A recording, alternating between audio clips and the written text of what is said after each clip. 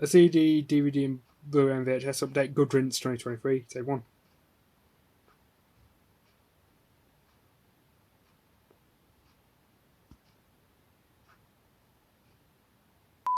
Ten seconds. 5 seconds. 4, 3.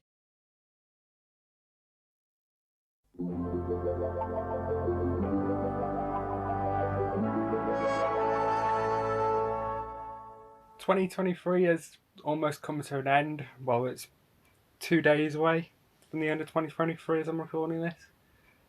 Thank God for that. Good fucking riddance to this shitty year. Hopefully 2024 will be better. Don't count on it.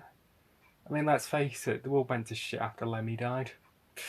Anyway, well, this is going to be probably my last video of the year, and it is my last collection update, and it's gotten a bit out of hand again. So, yeah, it's going to take a while for me to go through these. So this is quite a fairly big haul. So it's CDs, a single VHS tape, a couple of DVDs, and a shite load of Blu-rays. So we'll get started with the CDs. I got both of these from HMV very heavily discounted. The first one is Rick Astley, The Best of Me. Not a CD I would ever pay full price for, but I got it dead cheap because, unironically, I actually really like Never Gonna Give You Up. You know, the Rick Roll song. Yeah, but yes, I do genuinely like that song. Even though I can't take the song that seriously thanks to the memes. Mind you, it's a song you can't take seriously anyway. Sadly, it's a bit of a waste purchase because really, I like a lot of the older songs on here, like Never Gonna Give You Up, Together Forever and stuff like that, but a lot of the later songs are a bit iffy. I was not that keen on many of the newer songs on here. This Old House was one I could not get on with. I only pay like £4 or something for it, so I wouldn't call it an entirely waste purchase. I think I would have if I'd paid full price for it. But still, it's a very nice CD set. And there's disc one. And it comes in like this sort of digi sort of packaging with song lyrics. There's disc two, which contains primarily instrumental versions of a lot of his songs, which, to be honest, they're not as good as the originals. They just don't work for me. So yeah. Next CD and the final CD is one which is more my kind of thing, and it is Motorhead, Everything Louder Forever. Again, got this very heavily discounted. Before I got this CD, the only Motorhead song I'd listened to prior was Ace of Spades, which is a phenomenal song. And after getting this CD, I'm really kind of on board. I really did enjoy a lot of the songs on here. And of course, as we all know, the world went to shit after Lemmy died. Yeah, there's a lot of really great songs on here. We Are Motorhead, that one's really good. Orgasmatron, that's another good one. Keys to the Kingdom. What else is on here? Ace of Spades, of course. Sacrifice. A lot of great songs on here. So I would recommend the CD if you're a fan of Motorhead. And the thing is, I'm not really that into heavy metal at all. I like rock, but I'm not really into heavy metal. But I think Motorhead's like one of the biggest exceptions. But yeah, here's the discs. And in here we have a little... Give me a sec. We have on one side we've got a poster. On the other side we get some photos and some copyright information about the songs.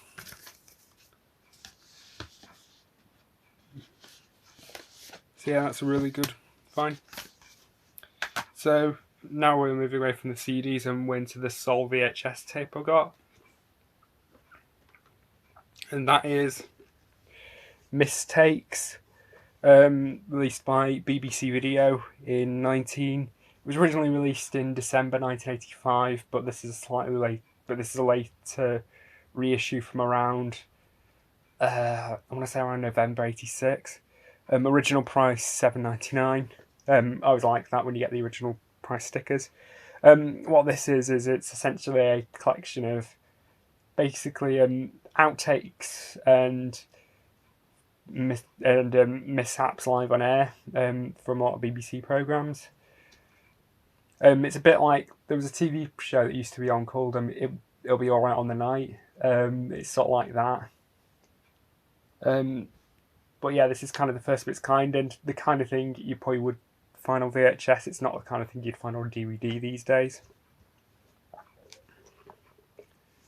So yeah, that's a great one. The elephant shit pissing on the Blue Pit studio floor.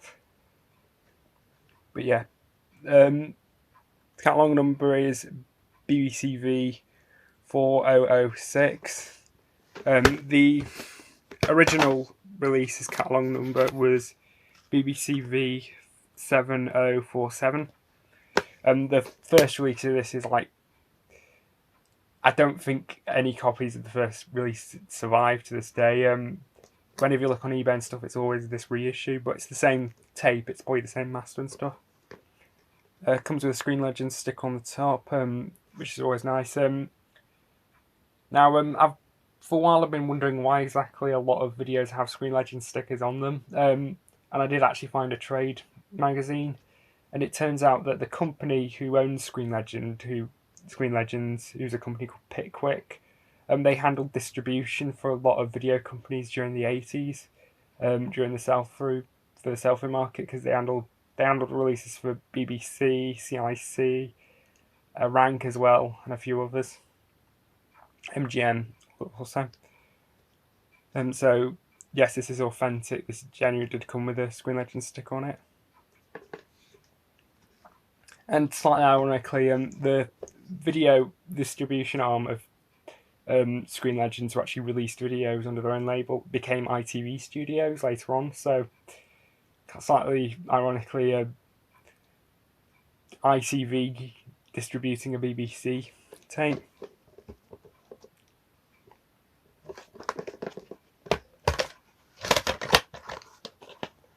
And yes, here's the cassette. Comes with the blue label, so you can tell it's an original release. It just has a stick on the bottom. Comes in a BBC embossed case.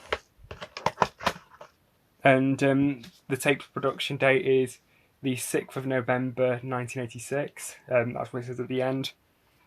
And funnily enough, it actually arrived on the 6th of November 2023. So it arrived on the tape's 37th birthday, I guess. And it still works, it still plays pretty much perfectly, which is something that really took me by surprise, especially a tape this old, playing so well. So yeah, I'm really happy with that. So now moving on to the two DVDs. And the first DVD is absolutely amazing film, this Cannibal the Musical, from the creators of South Park. This was Trey Parker and Matt Stone's student film. This was before South Park. They did this in the early 90s. And it was released by Troma in America. Troma picked it up for release. And it's really, really fucking funny. I definitely would recommend it. I've kind of gone a bit off South Park in more recent times. I think probably because of my shift in politics, I kind of find it very hard to revisit a lot of early South Park. Not really early South Park, a lot of the later episodes of South Park. But I really enjoy Trey Parker and Matt Stone's stuff outside South Park, like Book of Mormon's fantastic, and of course this is fantastic. Yep, this was released by, this DVD was released by a company called Screen Edge, who I don't think are around anymore. I've tried the website, and it does, and you kind of have to put something weird in with the website to actually get it to show up. So I don't know. Got this used off eBay, of course. One thing that kind of is surprising about Cannibal the Musical is it doesn't rely that much on gore. It doesn't really have that much gore in it, which is kind of surprising for a film called Cannibal the Musical. Instead, it's a lot more reliant on jokes. And a lot of the jokes are really fucking funny, as are a lot of the musical numbers. Plus, it has the only good song about building a snowman. So fuck you, Frozen. Yeah, I love this DVD cover, by the way. It's so shit. It's so shit. It's amazing. The the photos they chose, like the image quality, you can't really see it on camera, but the image quality on the photos is absolutely atrocious. And this is official as far as I can tell. This is not a bootleg. Transfer's okay for a DVD from a no-budget company. Anyway, here's the disc. And then the next one we've got is another brilliant film. A very, very different sort of film. It's kind of a musical, and it is Mary and Max. Possibly my favourite animated film, or my second favourite behind When the Wind Blows. Yes, when it comes to animation, I'm a depressed sod. Yeah, it's a phenomenal film. One of the few films that, in my opinion, gets autism fucking right. A lot of other films about autism I've seen have been a very, very hit and miss, but mostly miss. I mean, Rain Man, I'm not that keen on Rain Man, I think, as most people know. The Fanatic is laughably bad. What was that? Music, that's See a movie, that's fucking atrocious. And I think that's about it, really. But I think Mary and Max is one of the few films that genuinely gets it right. It's a film that'll make you... I do sound absolutely pretentious saying this. It's a film that'll make you both laugh and cry in almost equal amounts, but I think more on the cry side. Yeah, but I've also seen the other films done by the director, Adam Elliott, and they've been fantastic. In fact, I genuinely do wonder if Adam Elliott was autistic himself, because he gets it so fucking right that I'm genuinely wondering, did he draw on his own experiences when he was writing the film? Maybe. But yeah, I'm really excited for his next film, which is coming out next year, Memoirs of Snail. But yeah, it's kind of a shame this doesn't have a Blu-ray release in this country. It's only on DVD, and the DVD's been out of print for God knows how long. But still, the DVD's fine. Here's the disc.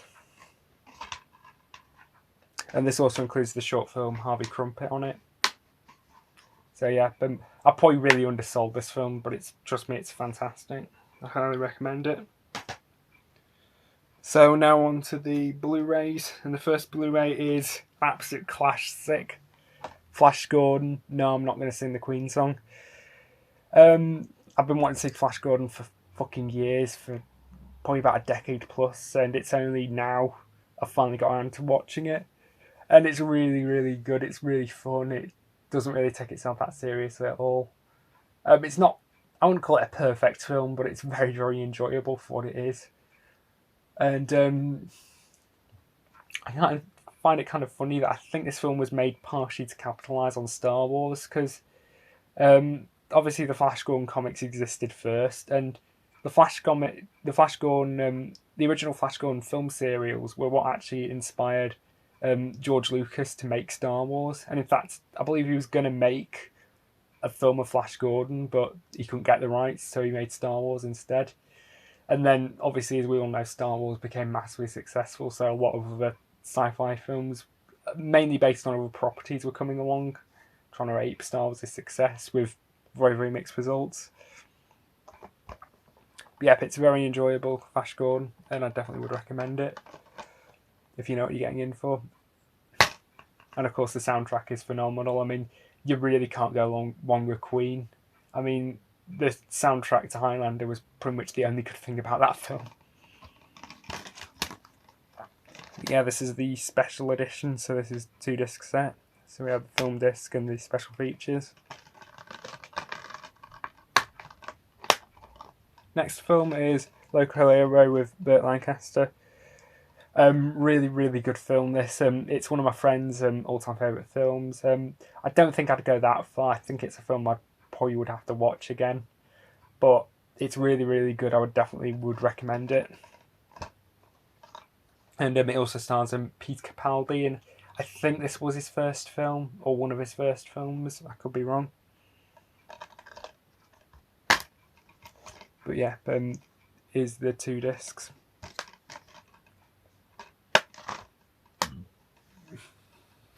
Next one is another film with Peter Capaldi, and it's a Ken Russell film. As we all know, I've really gotten into Ken Russell.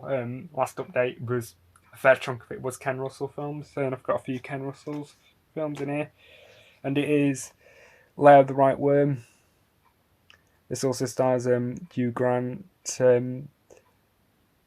Amanda Donohoe, and a few others. This is on the Vestron video collector's series, which I don't think I'll ever get any more Vestrons. I might do at some point, but this one was the only one that properly intrigued me.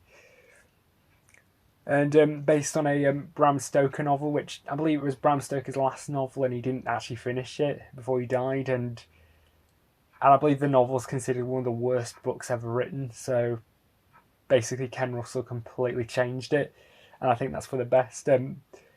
If you're familiar with Ken Russell, you kind of know what you're getting in for when you watch this film, and I absolutely love it. It's so weird.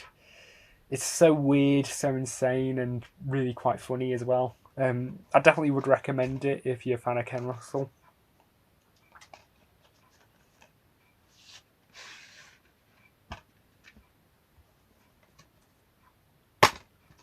But yeah, here's the disc. And something else I find really funny is there's a few parts of the film which were shot on blue screen, and they'd clearly shot them on videotape. They didn't actually do them on the film. And the green screen shots, they look like something out of 1970s Doctor Who. Like, they really look that bad, but they kind of have a charm to them.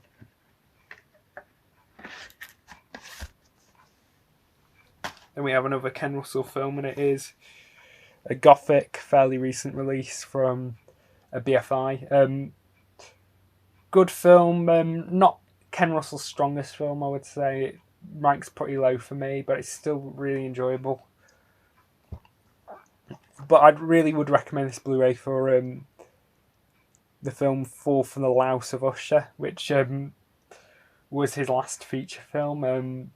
Basically, after no one would finance his films anymore. After he did a film called Whore in the early 90s, which completely tanked, and no studio would work with him. So his next film, he basically filmed it in his back garden with his neighbours and shot it all entirely on a cheap camcorder, and it's really fucking funny. I would definitely recommend Fall from the Louse of Usher if you know what you're getting in for.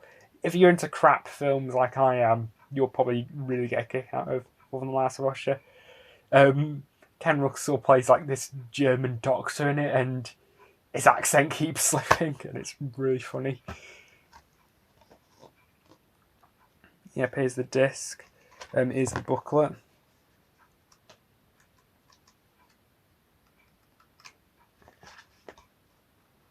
So yeah, that was Gothic. Next Blu-ray is The Company of Wolves. A really good film. This it's sort of one of the first adult fairy tale films. This was long before stuff like Snow White and the Huntsman and stuff came out.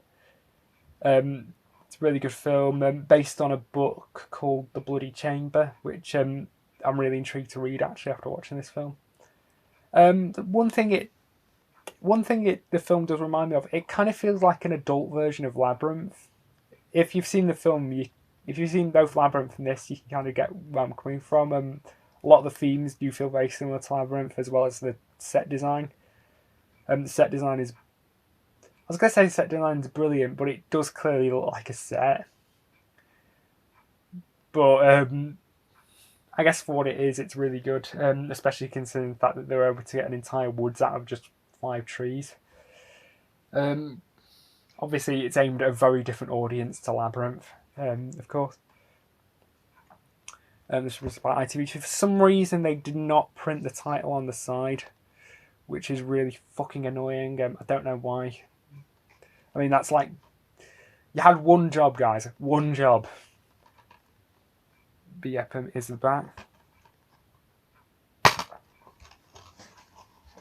There's the disc. Yeah, I would recommend Company of Wolves.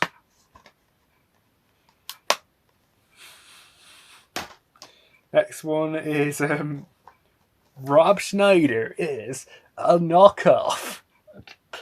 There's a little in joke no one's gonna get. Jean-Claude Van Damme film. Crap film in most regards, but I've seen it and it's fucking insane. It's fucking ridiculous and it's so fucking funny. I definitely would, if you're not getting into, I would definitely recommend it. It's got Rob Schneider in it as well, and you can't tell me Rob Schneider and Jean-Claude Van Damme were not high when they were making this. But yeah, really dumb movie, but I enjoy it. Here's the disc. Here's the reversible artwork, which is the same as the artwork it came with, only the title's slightly different. What's the point? I mean, if you're going to commission new artwork, you might as well make it look different to the original artwork.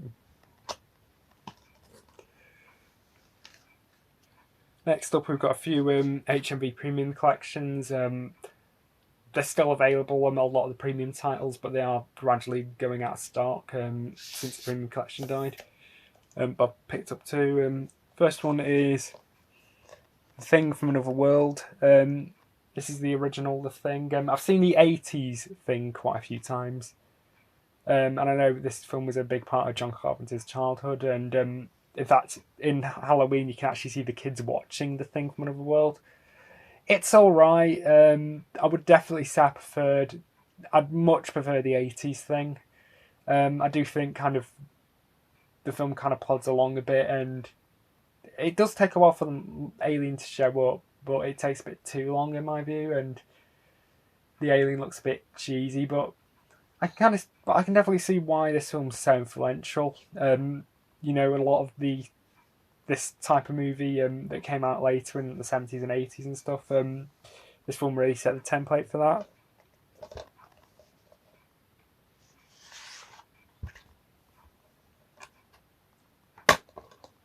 Yep, and here's the disc.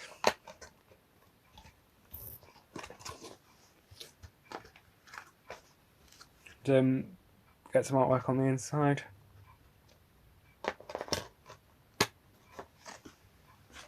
And here we have a little leaflet advertising the premium collection. This one goes up to Dr. Zhivago, which is number 89. And specifically this one's advertising Out of the Past.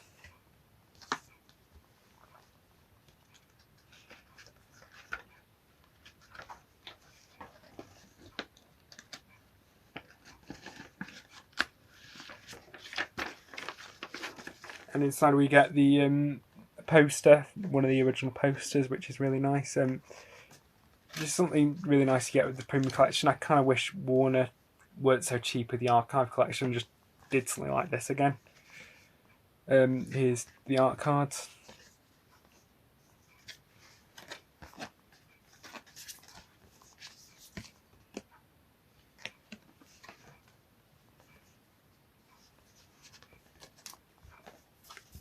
Next one is the original Village of the Damned. Very good film, this. Definitely would recommend it. My only problem with it is it's a bit too short. It's got an excellent build-up, and an excellent first and second act, but the third act with the kids and stuff was kind of a bit rushed, in my view. It should have been longer. But it's still a really good film, I still would recommend it. I've not seen the remake from John Carpenter, but I've heard very, very bad things about it. Kind of slightly funnily, my two premium collections actually both were films which were later remade by John Carpenter. But yeah, I mean, I can definitely see why this film is so influential. Here's the disc. Artwork on the inside. The same leaflet that came with Thing from Another World. Poster.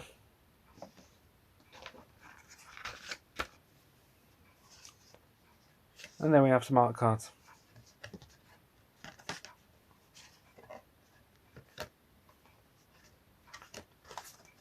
Yeah, that was Village of the Damned. Next two Blu-rays are two birthdays I got for Christmas. First one is Indiana Jones and the Dial of Destiny, the latest Indiana Jones film. I expressed no interest in ever watching this, but got it as a present, so I will give it a go, probably in the new year. I've heard very, very mixed things about it, but mostly negative from people whose opinions I trust. But yep, I'm curious to see what I make of this, and I'll probably go into it with low expectations, and I might get something out of it. Though, from what I understand, it has like excessive amounts of boomer humour. You know, the those darn kids of today got that kind of humour in it, which really puts me off. And from what I understand, the de-aging effects, like on Harrison Ford, are laughably bad. But yeah, I mean, it can't be as bad as Kingdom of the Crystal Skull. I mean, okay, I keep slagging off Kingdom of the Crystal Skull. It's not that bad, but still, it's fun to slag off Crystal Skull. But yeah, get a very nice selection of bonus features, which is kind of something surprising from Disney, especially considering Disney are basically fuck physical media, fuck you Australia, fuck everyone else. Watch our shitty streaming service and be happy. But yeah, here's the case. Comes in a thinner Blu-ray case than usual, which is something Disney have started doing for some reason. And there's the disc. And the next one is an absolutely phenomenal film, and it is David Lynch's Eraserhead from the Criterion Collection. Absolutely phenomenal film. I won't call myself the biggest fan of David Lynch, but I've really liked a lot of his films so far, the ones I've seen. This is actually my second favourite of his films, right behind The Elephant Man. It's a phenomenal film. It's weird as hell, but I think that kind of comes with territory, and genuinely pretty unnerving. In fact, it's one of the few horror films that does genuinely unnerve me a bit, which it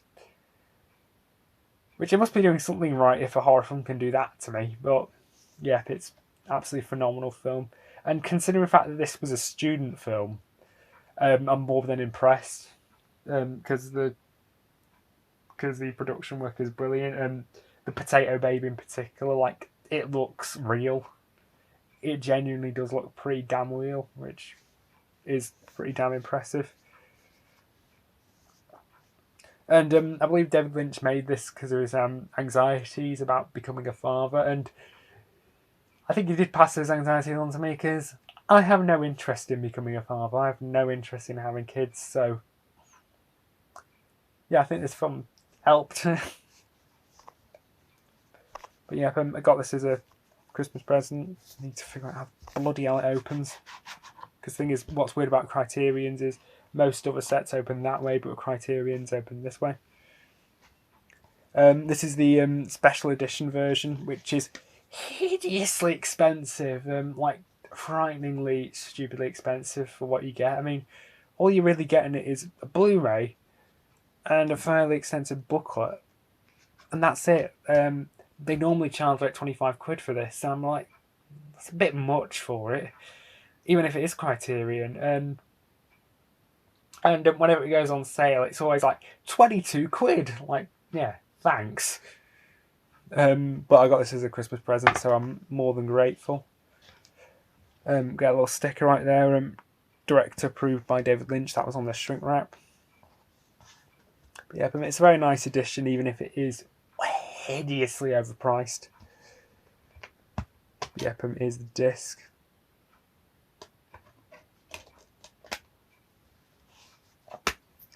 So yeah, it's a phenomenal film, Eraserhead. And this also includes a lot of David Lynch's early films, his early short films as well. So this is the full set of them. I believe many of them were on the previous Blu-ray release of this by Universal.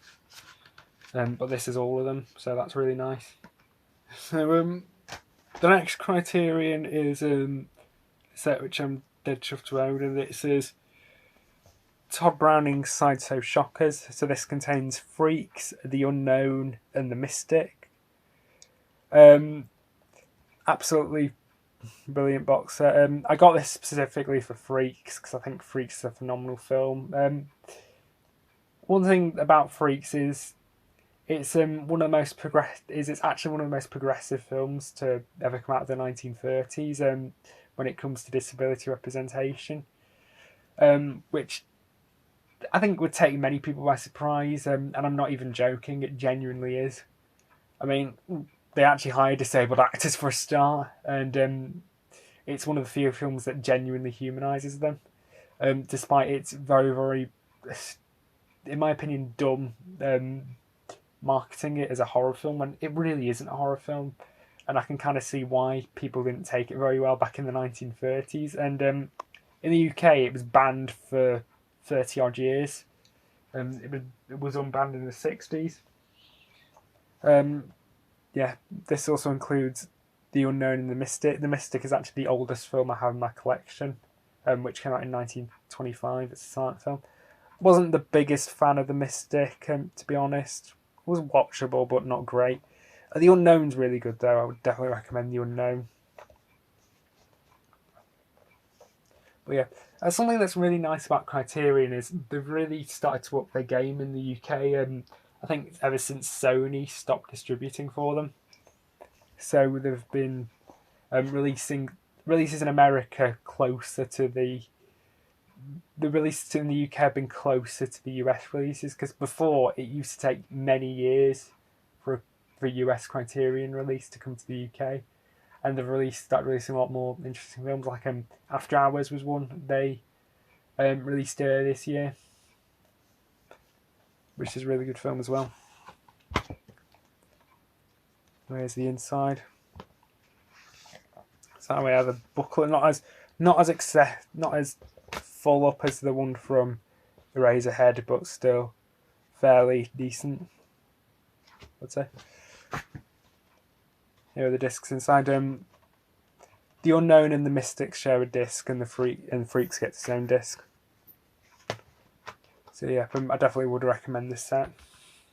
Okay, so now we move on to a crap ton of our video titles. Our video had a sale during October. Got some of these in that sale and some of these not in the sale. So the first title is I didn't get in the sale. I was dead chuffed to finally have this to the collection at the price I did, and it is Forbidden Zone, directed by Richard Elfman, who's Danny Elfman's brother. Absolutely fucking mental film. It kind of feels very much like a live action Max Fleischer cartoon, if you get where I'm coming from. But it's really blooming weird. I would definitely recommend it if you know what you're getting in for. I must warn you, it does also input a lot more of the unsavoury aspects from a lot of Max Fleischer's cartoons. So you kind of have to kind of know what you're getting in for if you're going to watch this film. But I would definitely recommend it. Anyway, I got this secondhand because this title's been long out of print, and I don't think our ever reissue it. But yeah, managed to win this in an eBay auction for about 20 quid, which is kind of astonishing because normally even the standard edition goes for quite a bit, but this is the window box edition, which is really cool. I really like the window box editions. I don't think I'll ever get any more window box editions because they are usually prohibitively expensive, and most of them get reissued anyway. This was directed, of course, by Richard Elfman, and this was a film made by his. He was part of a band. Him and Danny Elfman were part of a band called Oingo Boingo, and this was back in the days when they were actually known as a musical theatre troupe called the Mystic Knights of the Oingo Boingo. So it's kind of what you'd expect. I don't think I've ever listened to a single Oingo Boingo song except the songs that are in this film. But yeah, I should rectify that at some point. Here's the case. We get 4 pieces of artwork. So this is the commissioned artwork, which is the one artwork I'm using.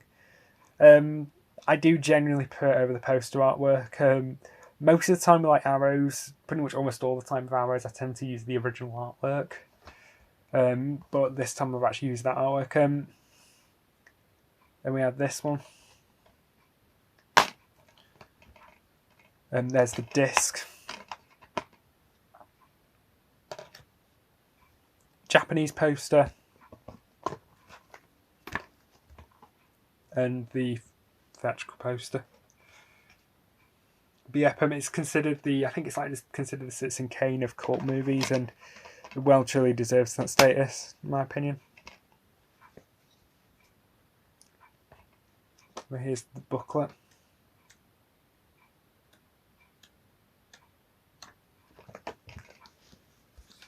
And we have a poster. This is the commissioned artwork, and on the other side we've got the original artwork. Very nice. This was released in 2012, so I think this might have been one of the last window box editions from Arrow. I think even if I got the standard edition, I would have been happy, because this actually contains two versions of the film. It contains the film was shot in black and white. It was made in 1980, but was shot in black and white for artistic reasons. And for some reason, years later, they did a colorized version approved by Richard and Danny Elfman, and they actually got Legend Films to do the colorization, who also colorized. They colorized Planet of the Daleks episode 3, and they also colorized Reefer Madness, which is one of the only black and white films I'd recommend watching colorized, because like the pot smoke, they use different colors on the pot smoke, which, yeah. But yeah, I've only ever seen the black and white version. I've yet to see the colour version. Then we move on to the standard Arrow Blu-rays. And the first one is yet another Ken Russell film, Crimes of Passion, starring Kathleen Turner and Anthony Perkins. Probably my least favourite of Ken Russell's filmography, but it's still decent. I'd still recommend it. Anthony Perkins is brilliant in it. Basically, he's like this insane sort of like priest sort of character who uses sex toys as weapons. I wish I was joking, but mind you, in the world of Ken Russell, nothing's surprising.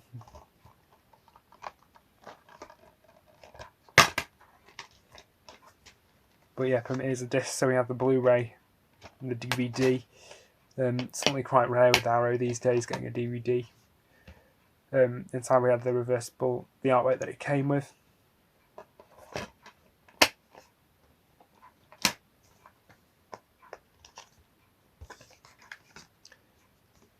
And inside we have Il Grand Racket. I think that's what it's called. And just an advert for Arrow Video Player.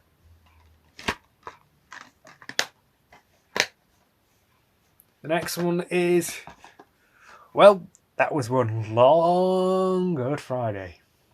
I'm going to have to put a link in the description so you can figure out what the hell that's a reference to.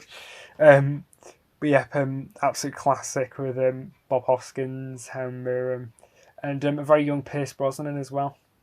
One of the great, this and Get Carter playing like two of the best British gangster films ever made. But yeah, it's a phenomenal film. I would highly recommend it. And Bob Hoskins is, of course, fantastic in it, as always. Here's the disc. There's the artwork it came with, which is just shit. Like, they just took Bob Hoskins from the poster and just put him in an orange background, and in front of what I guess is meant to be fire, but I don't know. I mean, the poster artwork is just like, the original artwork is like 10 times better. So yeah. So I have an advert for the Arrow Video Player and fucking Amal. I think that's what it's called.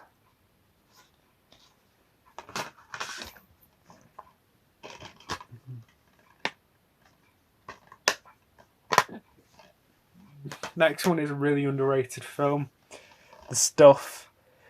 Basically the movie about Killer Ice Cream. It's I think most people have probably heard of the stuff, and I don't know how many people have actually seen it. It's a really, really funny.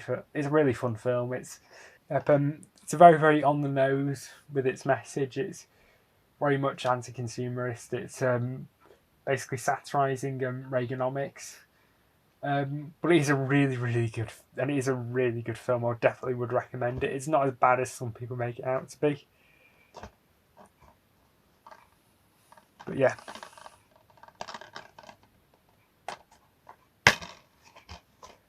Anyway, here's the disc. There's the artwork that it came with.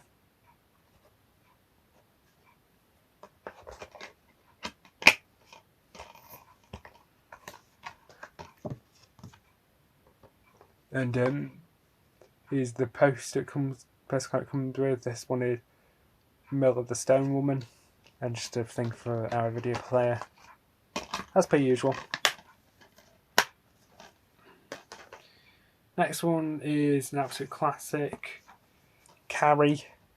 Been wanting to see Carrie for a good many years, but I've never got around to it until now. Really, really good film. A very, very hard film to watch, but I still think it's a phenomenal film. It's one of the few films that genuinely gets it's one of the few like mean-spirited films that's actually good.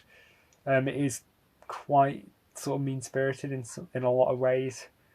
But it is really, really phenomenal film. Some mean-spirited films I'm just leave me miserable and just wishing death. And I just hate them because I think they're trying. I think a lot of miserable films just trying too hard. But this is one of the few exceptions. It's really good. I would definitely recommend Carrie.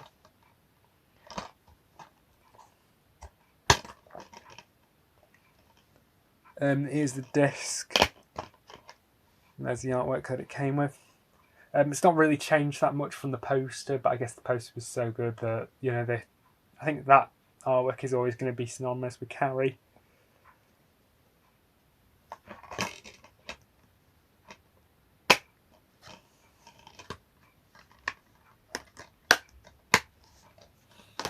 Penultimate Blu-ray is Exorcist 3, directed by William Peter Blatty, who wrote the original Exorcist book. This was based on his book Legion, which was a spiritual sequel to The Exorcist. The first Exorcist is an absolute masterpiece. Can't really fault the first Exorcist. Exorcist 2 is absolute shit. I would not recommend Exorcist 2. Thing is, I tried to give Exorcist 2 a fair chance. I tried to view it as a film on its own. It's just so fucking bad. The only part of it, Exorcist 2, that's really funny is Richard Burton just wishing he wasn't there. The Exorcist 3 is really, really good. It's not as good as the first Exorcist, but it's still... But, that's kind of a hard thing to match. But it's still a phenomenal film. And Jason Miller gives a great performance, and so does Brad Dourif. And it's one of the few films written by an author which was genuinely good. Because, when you got other films directed by the people who wrote the books, we normally end up with stuff like Maximum Overdrive and Tough Guys Don't Dance. Because book writers really don't know how film works.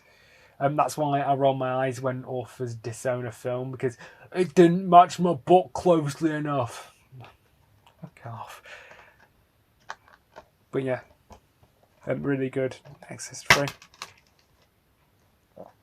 So yeah, here's the first disc, which is the theatrical cut, and the second disc, which is the Legion director's cut, which I don't really know what the difference is. Here's the artwork that it came with.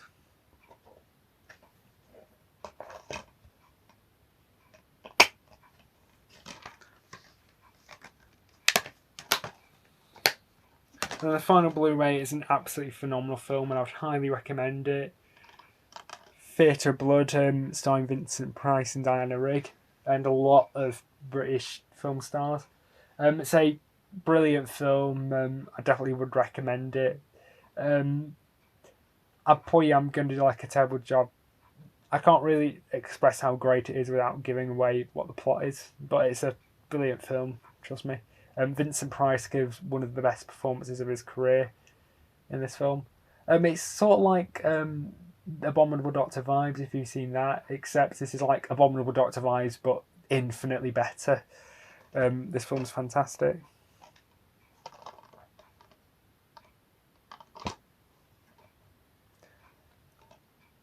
And also, I bet you most fans of Five Nights at Freddy's want to do what Vincent Price does to the critics in this film.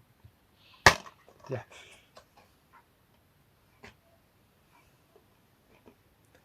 But yeah, here's the disc. So we have the reverse one, which is not that good, unfortunately.